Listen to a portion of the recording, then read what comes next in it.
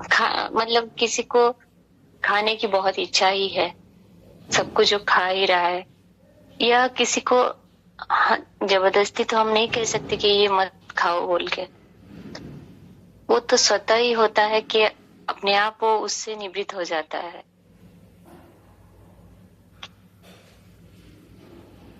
लेकिन इस पर हम ये पूछना चाहते हैं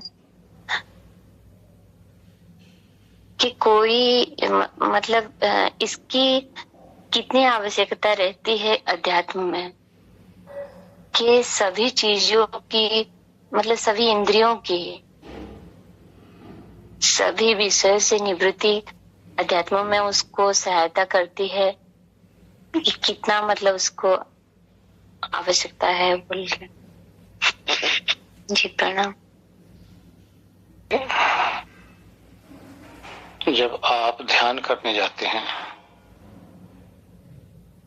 तो उस समय आप अगर सबसे निवृत्त नहीं रहेंगे तो आपका ध्यान नहीं लगेगा, और ध्यान न लगने का कारण यही होगा कि आपकी प्रवृत्ति विषयों में है, और विषयों की प्रवृत्ति जो है विषयों से निवृत्ति नहीं करने देता, अर्थात सत्य की तरफ नहीं जाने देता, ध्यान साधना में प्रवेश नहीं करने देता। अब जैसे आपका प्रश्न था खाने पीने की, भाई जिसकी जिसमें जो रुचि है, सबकी अलग अलग रुचि होती है। इंद्रियों के द्वारा जो रुचि बनाई गई है इस पे थोड़ा सा कंट्रोल करना चाहिए।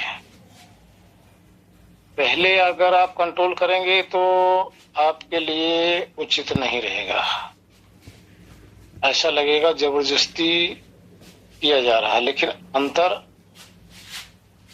भाव आपका रहेगा, उसको पाने की, उसको भोगने की, उसको खाने की, पीने की, अंदर से तो भाव रहेगा। लेकिन हठ बस आप उसको रोकना चाह रहे हैं, ये भी उचित नहीं है। ये उचित इसलिए नहीं कि आप हठ बस रोक रहे हैं। इंद्रियां तो चाह रही हैं, आत्मा तो चाह रहा है, चाहता है, लेकिन किसी परिस्थिति के कारण से या किसी कारण से आप उसको रोकना चाहते हैं, तो ऐसा रोकना उचित नहीं है। अगर ऐसे आप रोकेंगे भी तो आप देखेंगे जहां आप जिस भी चीज के लिए अगर आत्मा की प्रवृत्ति है तो करना चाहता है, अगर आप रोकते हैं तो उसका चिंतन अंदर अधिक चलेगा। रोकने के कारण से, जबरदस्ती करने के कारण से अंदर चिंतन चलता रहेगा। इससे उचित यही है, भोग तो कीजिए, लेकिन धीरे धीरे उस पर कंट्रोल करो। धीरे धीरे धीरे धीरे इंद्रियों को तपाइए। इंद्रियों को तपाने का अर्थ है योगी बनिए, तपस्वी बनिए। और तप का अर्थ ही यही होता है कि इंद्रियों को तपाए। तपाने का अर्थ होता है अगर रसना रस की तरफ भाग रही है तो उसको धीरे धीरे कंट्रोल करो। नासिका गंध की तरफ भाग रही है तो उसको धीरे धीरे कंट्रोल करो। नेत्र रूप की तरफ भाग रहा है तो उसको भी धीरे धीरे कंट्रोल करो। धीरे धीरे ध्यान रखना। कैसे कंट्रोल करो? वैराग के द्वारा। अगर बिना वैराग के द्वारा अगर आप कंट्रोल करेंगे तो उसका कोई फायदा नहीं हो। तो वैराग के द्वारा धीरे धीरे धीरे धीरे उसको कंट्रोल करेंगे तो एक समय ऐसा आएगा कि जो इन सब की जिज्ञासा थी वो शांत हो जाएगी। विषयों की भोगने की जिज्ञासा शांत हो जाएगी। कभी आपने ये अनुभव किया होगा कि हमारी जितनी भी इंद्रियां हैं, जितना इनको भोग दिया जाएगा उतना और प्रज्वलित होंगी, शांत नहीं होंगी, और प्रज्वलित होंगी। जैसे घी, अग्नि के अंदर अगर आप घी या तेल या ईंधन डालते रहेंगे ना, तो आप चाहो कि अग्नि बुझ जाए, ऐसा संभव नहीं है। धीरे धीरे उसको अग्नि में ईंधन डालना बंद करना पड़ेगा। एक समय अग्नि स्वतः बुझ जाएगी। इसी तरह से इंद्रिय रूपी जो अग्नि है, इसको बुझानी है, लेकिन धीरे धीरे। लेकिन इतनी भी नहीं बुझानी कि इसकी आवश्यकता की पूर्ति भी ना करो। सिर्फ पहले बताया, इसकी हवस की पूर्ति मत करो, बस आवश्यकता की सारी पूर्ति आवश्यक है, पानी चाहिए, देना जरूरी है। कैसे चल पाओगे? शरीर चलेगी नहीं। अन्न चाहिए, देना जरूरी है, नहीं जीना मुश्किल हो जाएगा। जो भी चाहिए उचित मात्रा में इसका उपयोग आवश्यक है। अनुचित मात्रा में अगर इसका उपयोग करेंगे तो शरीर के लिए ये हानिकारक हो जाएगी। जैसे कोई आदमी बहुत ज्यादा मीठा का जिज्ञासु है, लत लगी हुई है, बहुत मीठा खा खा के, मिठाई खाते खाते इतना खा लेगा, एक समय शुगर हो जाएगा किसमें? शरीर में। अभी आप देखेंगे वो हानिकारक हो गई। लेकिन उचित मात्रा में देते रहेंगे तो हानिकारक भी नहीं रहेगी और आपका कंट्रोल भी बना रहेगा। इसी तरह से भोजन जो है, भोजन आपको देना जरूरी पड़ेगा शरीर को, लेकिन ऐसा भोजन जो शरीर के लिए तो लाभदायक हो। शरीर के जो सात्विक भोजन है वो लाभदायक होता है। राजसिक भोजन अगर आप देंगे तो वो आपकी इंद्रियों को विचलित करेगा, आपकी इंद्रियों को चंचल करेगा। इस चंचल इंद्रिय के द्वारा आत्मा ही तो इनका दास बन जाएगा ना, रह नहीं सकता अपने आप में। इसलिए सात्विक भोजन दो, वो आवश्यक है। राजसिक भोजन में आ जाता है बहुत गर्म, बहुत ठंडा, बहुत तीखा, बहुत नमक, ये सब राजसिक भोजन के अंदर आ जाते हैं। जैसे आप देखो ना, कितने समोसे खाते हैं, कितने तली भुनी खाते हैं, कितने चाट खाते हैं, कितने क्या क्या नहीं खाते। ये सब क्या करेंगे? शरीर के अंदर जाएंगे, सीधे लीवर के ऊपर अटैक करेंगे। लीवर क्या करेगा? पचा नहीं पाएगा। पचा नहीं पाएगा तो उसके अंदर फैट जमा होगा। जितने भी चिकनाहट आप डालेंगे उसमें फैट जमा होगा, क्योंकि चिकनाहट को पचा पाना उसके लिए कठिन रहेगा, जबकि लीवर अपनी रिपेयरिंग खुद करता रहता है। लेकिन उतना ही रिपेयरिंग करेगा, ध्यान रखना, कि जितना उसके बस की बात है ना। आप समोसे डालेंगे, इतना हैवी हो जाता है, तला भुना हो जाता है कि उसके लिए कठिन हो जाता है।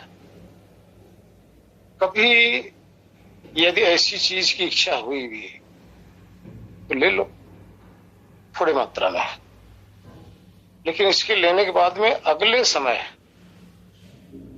आपको बिल्कुल हल्का लेना चाहिए। हल्का लेंगे तो लीवर को थोड़ा सा रेस्ट भी मिलेगा। तो ये सब चीजें शरीर के लिए जो लाभदायक है वही काम करो। अगर आप इंद्रियों के चक्कर में पड़ेंगे, इंद्रियां तो वही इसमें डालेंगी जो शरीर के लिए हानिकारक हो जाएगा।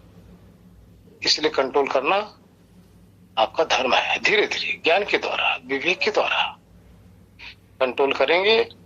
एक दिन जो जिह्वा रस के लिए भाग रही है वो शांत हो जाएगी। आंखें जो बहुत ज्यादा अधिक रूप की तरफ भाग रही हैं शांत हो जाएंगी। लेकिन साथ में विवेक भी बना रहे। विवेक का अर्थ है सत्य असत्य का ज्ञान। वही काम करो जो आपके लिए लाभदायक है। इस तरह से अगर आप करेंगे तो आपको इंद्रियों का दमन भी नहीं करना पड़ेगा और धीरे धीरे आप इंद्रियों का दास भी नहीं रहेंगे। आपकी गुलामी भी हट जाएगी, इंद्रियां आपके बस में आ जाएंगी। और जिसकी इंद्रियां अपने बस में आ जाती हैं तो उसी का नाम इंद्रिय जीत हो जाता है। जो इंद्रिय जीत हो गया तो जब मर्जी अपना ध्यान लगाया और साधना में निमग्न हो गया। और जो इंद्रियों से हार गया तो उसका ध्यान कभी लगता नहीं है। यही कारण से है कि इंद्रियों से हारा हुआ है। तो जीता हुआ संत अपने इंद्रियों को जब चाहे समेटकर साधना में ध्यान को उपलब्ध हो जाता है। इसलिए कंट्रोल करो, हिसाब से करो। हरि ओम। आपका जो ध्येय विषय है हर जगह से आपका मस्तिष्क खाली हो जाए, कोई भी भाव न रहकर आपके ध्येय विषय का भाव बना रहे, इसी को ध्यान कहते हैं, है ना? इसी का नाम ध्यान है। और इस ध्यान के अंदर भी कई प्रकार हैं। चित्त, विक्षिप्त, मूढ़, एकाग्र और निरुद्ध, ये 5 भाग हैं इस ध्यान के।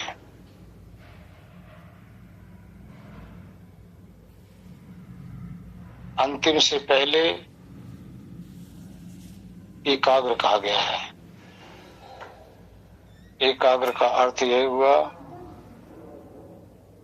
कि आपका मन, आपका विचार, आपका भाव सिर्फ एक ही जगह, एक ही ध्येय पदार्थ के अंदर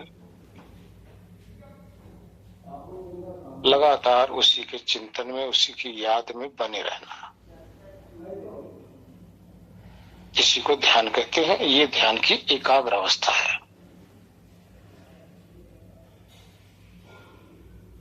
अगली अवस्था एकाग्र के बाद फिर निरुद्ध आ जाती है। निरुद्ध का अर्थ है जो एक ही चिंतन आपका चल रहा था, ये भी चिंतन भी रुक जाए।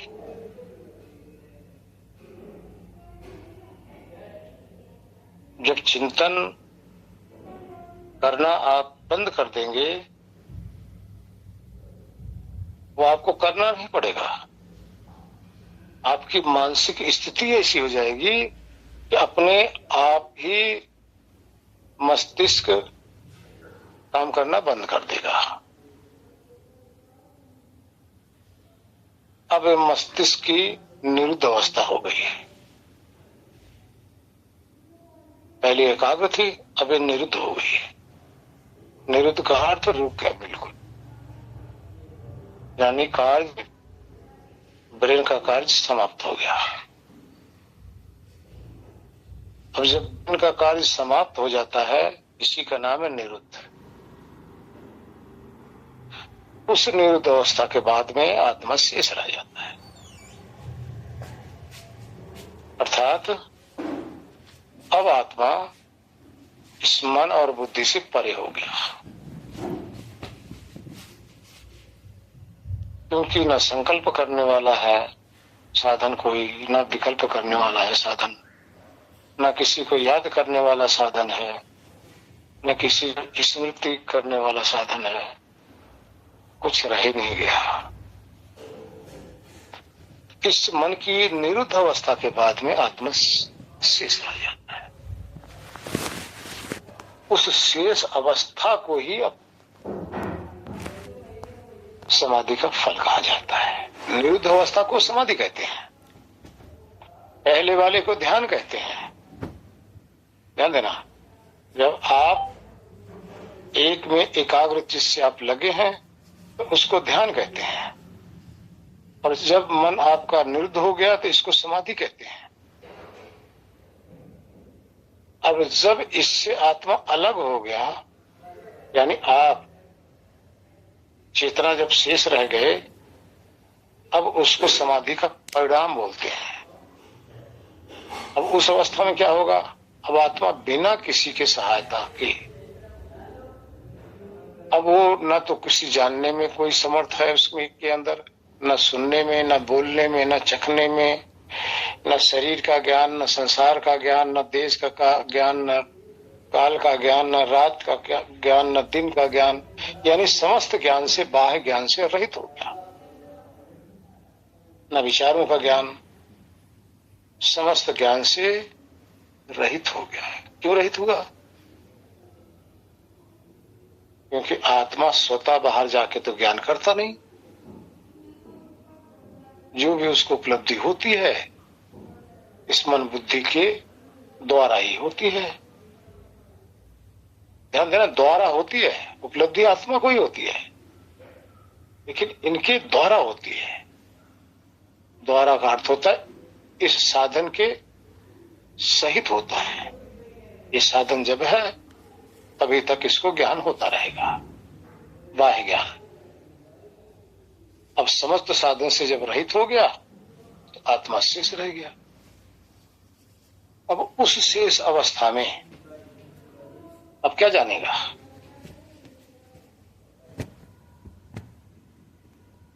दिन को जानेगा तो उसके लिए आंख और बुद्धि दोनों चाहिए। रात को जानेगा अभी बुद्धि होना चाहिए। रूप को जानेगा तो आंखें होनी चाहिए। शब्द को जानेगा तो कान होना चाहिए। गंध को जानेगा तो नासिका होना चाहिए। स्पर्श को जानेगा तो त्वचा होनी चाहिए। अब ये सब तो कुछ उसके पास है ही नहीं है। तब क्या रह गया? तब आत्मा ही रह गया, बाह्य के ज्ञान से वंचित रह गया। जब वंचित रह गया उससे अकेला वो रहता हुआ, वो तो अपने ही प्रकाश से प्रकाशित रहता ही है। क्योंकि आत्मा स्वयं प्रकाश स्वरूप है, उसको प्रकाशित कोई नहीं करता। प्रकाश का अर्थ ज्ञान, अपने ही ज्ञान से महिमाशाली रहता है। अब फिर क्या करता है? अपनी महिमा को अनुभव करता है, बस सिर्फ स्वयं की महिमा का। अब स्वयं की महिमा क्या है? अब वहां न तो उसकी देह है, इसलिए अपने देह रहित का अनुभव करता है। न मन है तो मन से रहित अनुभव करता है। न इंद्रियां है कोई तो इंद्रियों से रहित अनुभव करता है। न देश है वहां बताने वाला, इसलिए देश से रहित अनुभव करता है। समय की वहां सीमा है नहीं, इसलिए काल से रहित अपने आप को अनुभव करता है। अब वहां क्या है? इसी का नाम है, कोई महापुरुषों ने इसको अकाल पुरुष कहा है। अकाल का अर्थ जो काल के दायरे में आता ही नहीं। अब ये अकाल पुरुष सबसे छूटा हुआ, अपने ही महिमा में महिमाशाली हो रहा है, अपना ही अनुभव कर रहा है, और कुछ तो इसके पास है ही नहीं। न देखने का, न सुनने का, न चखने का, न बोलने का, न चलने का, कुछ है ही नहीं। यही आपका स्वरूप है, यही आप है। और यही जब अनुभव आप कर लेंगे तभी आप जान सकते हैं कि हम क्या हैं। क्योंकि मन के साथ लगते आप मन वाला हो जाते हो, अपने आप को मानने लग जाते हो। देह के साथ लगते अपने आप को देह वाला मानने लग जाते हो। स्त्रीलिंग के साथ लगते हुए शरीर के आप स्त्री अपने आप को मानने लग जाते हो। पुरुष लिंग के शरीर के साथ लगते हुए अपने आप को पुरुष मानने लग जाती हो। शरीर गोरी है तो अपने आप को गोरा, शरीर काली है तो अपने आप को काला। तो ये आपका संतोष हो जाता है, ये आपका बंधन है। बंधन का अर्थ दूसरे के साथ बंध कर, दूसरे के साथ लग कर, अपनी महिमा को भूलकर दूसरी की महिमा के साथ अपने आप को जोड़ लेते हो। यही निवृत्त होना है। इसी की निवृत्ति आपने करना है, बाकी क्या करना है। अभी किसमें कुछ नहीं है, और ये तभी होगा जब विषयों से निवृत्त हो पाएंगे।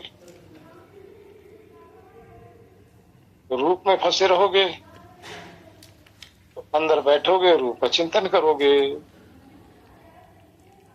जो विषय आपको रूपवान मिले हैं, अंदर भी आप विचारों में ही भोगने लग जाओगे। बाहर नहीं भोग रहे हो, ध्यान रखना, रूप को नहीं भोग रहे हो, लेकिन अंदर तो विचारों में भोग ही रहे हो। कभी आप अनुभव किए होंगे, कितने आदमी के पास सब कुछ होते हुए भी अंदर से परेशान रहते हैं, खिन्न रहते हैं, बेचैन रहते हैं। क्यों?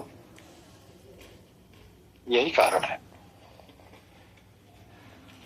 कि अंदर उनके अंदर वासना ऐसी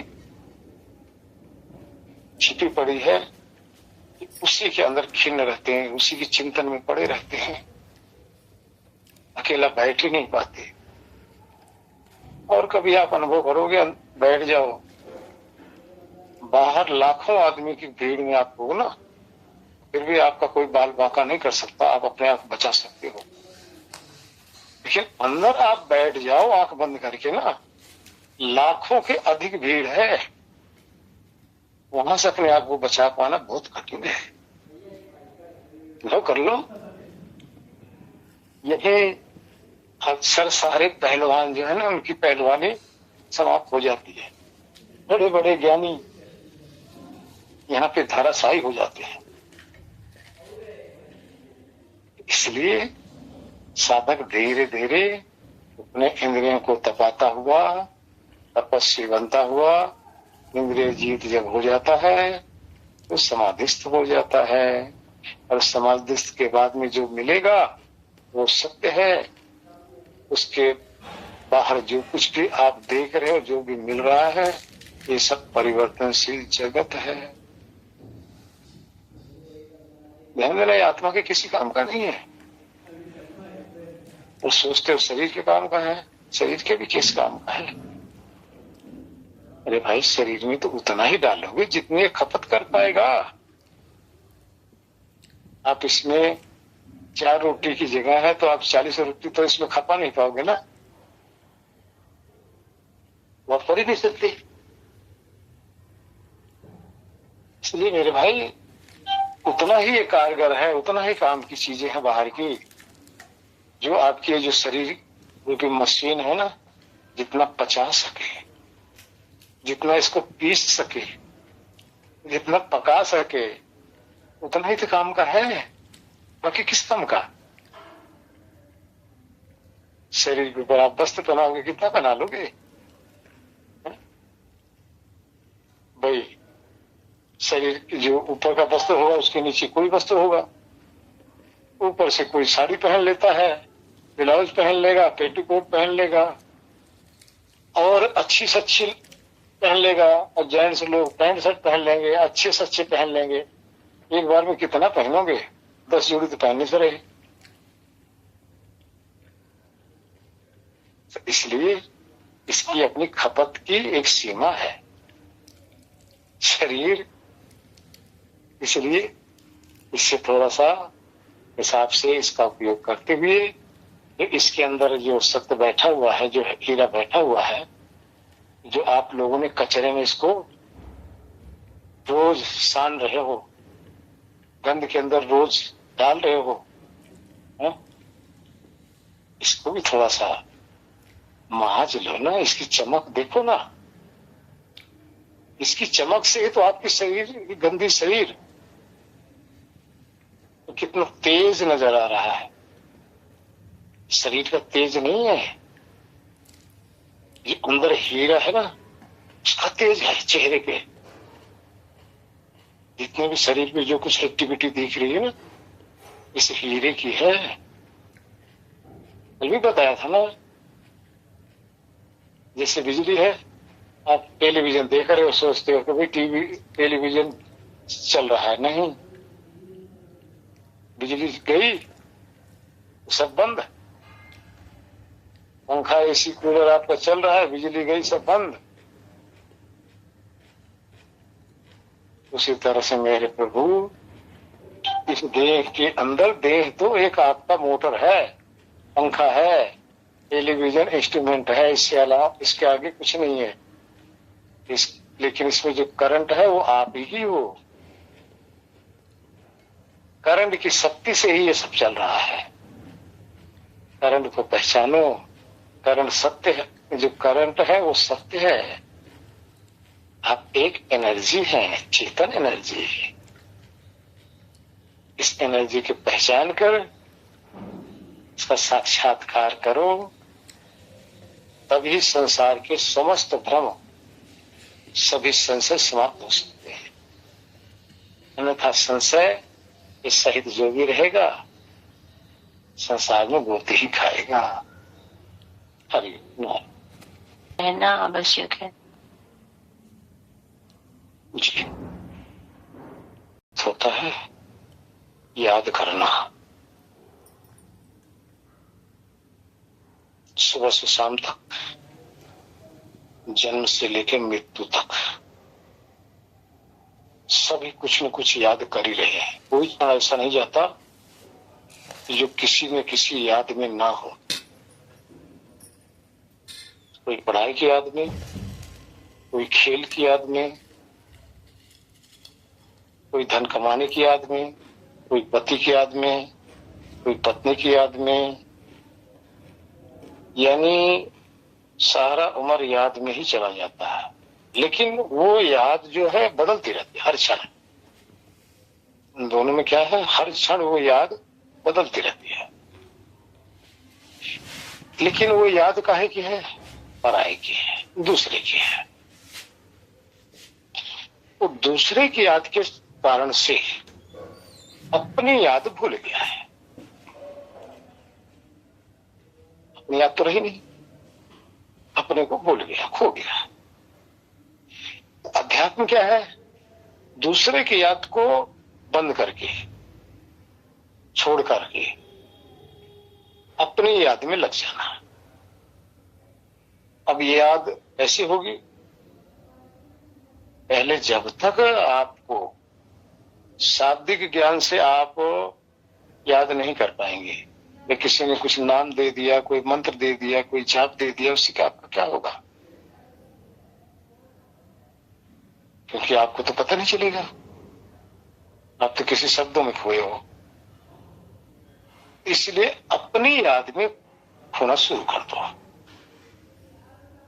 जब धीरे धीरे अपनी याद, यानी बाहर से हटकर, औरों से हटकर, पराये से हटकर, जब अपनी स्मृति में हम लगेंगे, तब धीरे धीरे अपना भाव बनने लग जाएगा। ये आप चलते फिरते भी कर सकते हैं, आप व्यापार करते हुए भी कर सकते हैं, या जब समय मिले आप वो कर सकते हो। लेकिन ये याद पूरा नहीं है। जब इसी याद करते करते आपको अपना बोध होने लग जाए, आभास होने लग जाए अपना, तब आप बैठकर इसको याद करो। बैठकर, जब बैठकर याद करेंगे तो उसमें और पहले वाले में क्या फर्क होगा? पहले वाले में आपके विषय बदलते रहेंगे। याद आप खुद अपना करना चाहेंगे, अगले क्षण दूसरे की याद आ जाएगी, फिर आप अपने विषय में लाएंगे, फिर तीसरी याद आ जाएगी। यानी आपकी याद जो है स्थिर नहीं रहेगी, यादाश्त आपकी एक विषय की स्थिर नहीं रहेगी, वो अस्थिर रहेगी, बदलती रहेगी। तो उस बदलते हुए यादाश्त के अंदर आपको अपना भान नहीं हो पाएगा, अपना स्वरूप का ज्ञान नहीं हो पाएगा, लेकिन उससे अनुमान होने लग जाएगा। तब आप एकांत में बैठकर, अब देखिए, चलते फिरते ध्यान क्यों नहीं करना चाहिए? चलते फिरते ध्यान न करने का मूल कारण यह है कि अगर आपका ध्यान एकाग्र हो गया गलती से, एक्सीडेंट का चांस रहेगा, आपके गिरने का चांस रहेगा, किसी से टकराने का चांस रहेगा, पांव आपके लड़खड़ा भी सकते हैं, अर्थात वो आपके शरीर के लिए हानिकारक हो जाएगा। इसलिए चलते फिरते इस प्रकार का जो ध्यान है एकाग्रता में नहीं हो पाएगा। हाँ, उसमें क्या है कि विचार बदलते रहेंगे, उसमें आप थोड़ा थोड़ा अपना भाव बनाते रहेंगे। इसलिए चलते फिरते ध्यान इस तरह से कर सकते हैं, लेकिन एकाग्र अवस्था बनाने के लिए आपको बैठना पड़ेगा। अच्छा, लेट कर ध्यान क्यों नहीं करना चाहिए? उसका ये कारण है कि अगर आप लेट कर ध्यान करेंगे तो नींद आ जाएगी, नींद के आगोश में हो जाओगे, पराठे मारने लग जाओगे। आप सोचोगे हम ध्यान कर रहे हैं, लेकिन आप और कहीं चले गए।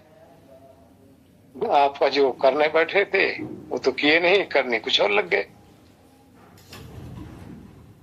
इसलिए आपको बैठकर ध्यान करना चाहिए, और बैठकर भी कैसे? एक आसन पर।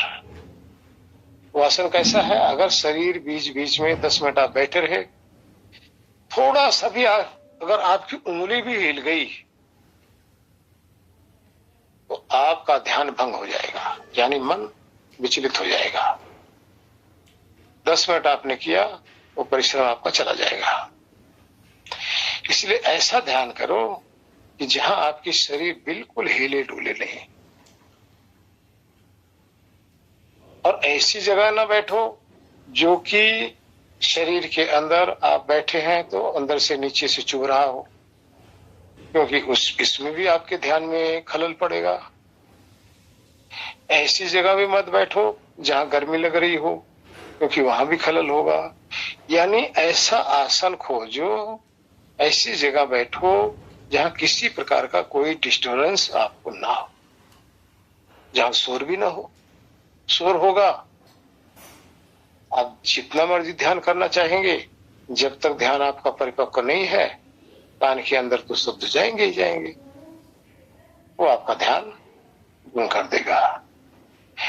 इसलिए आपसे जितना हो सकता है एकाग्र अवस्था में जाकर, एकांत में जाकर बैठो। कोशिश करो एक ही स्थान पे प्रतिदिन बैठो। जहां पे आप ध्यान लगाओ ना, उसी स्थान पे लगाओगे। जब उसी स्थान पर प्रतिदिन ध्यान लगाएंगे तो वो स्थान इतना, उसके अंदर आपकी ऊर्जा, आपके अंदर से जो एनर्जी है,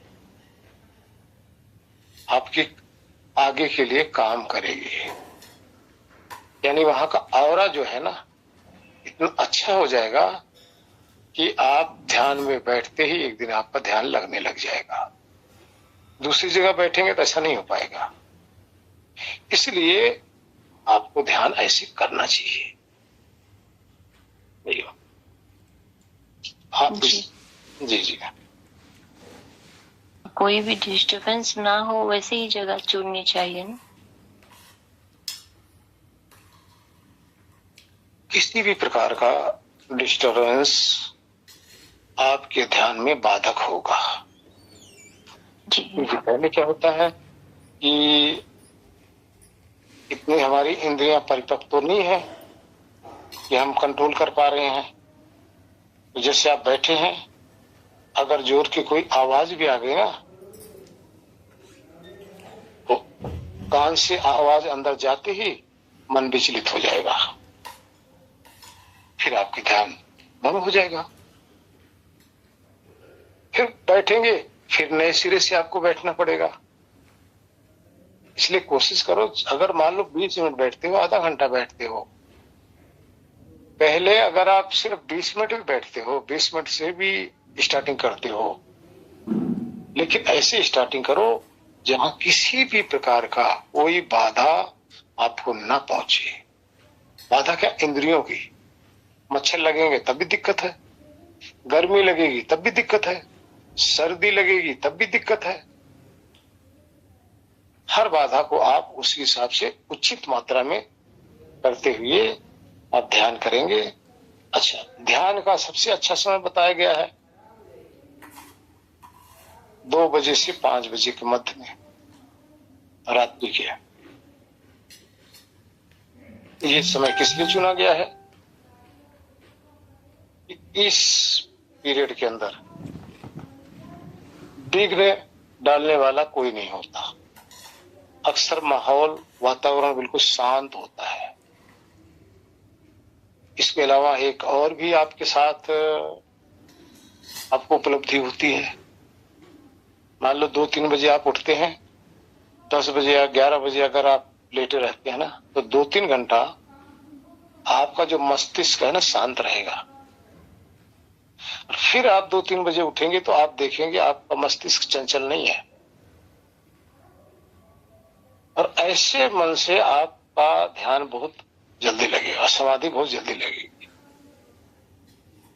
अब शाम को आप बैठना चाहेंगे तो बहुत कठिनता होगी, क्योंकि एक तो वातावरण शांत नहीं है, और दूसरा सारा दिन आपने अपने मन को अशांत करके आए हो, उसकी खुराक दे के आए हो ना, वो चंचल रहेगा ही। जितना देर तक मन को अगर आप सुला देते होगे, वो शांति ही मिलेगा, क्योंकि खुराक आप बीच में दे नहीं रहे हो। इस तरह से 2 बजे से 5 बजे का जो समय है ध्यान के लिए बहुत अच्छा है, लेकिन यही समय घोर निद्रा की भी होती है। इसी समय तीव्र निद्रा भी सबको आती है। किसी को चाहे 12 बजे आए, 1 बजे आए, निद्रा आए या ना आए, लेकिन 2 से 5 के बीच में बहुत अच्छी नींद सबको आती है। उसका भी यही कारण है कि मन की वृत्तियां शांत रहती हैं। मन की वृत्ति शांत हुई तो उसी का नाम निद्रा है, और मन की वृत्ति शांत हुई तो उसी का नाम समाधि है। समाधि होश अवस्था है, निद्रा बेहोश अवस्था है।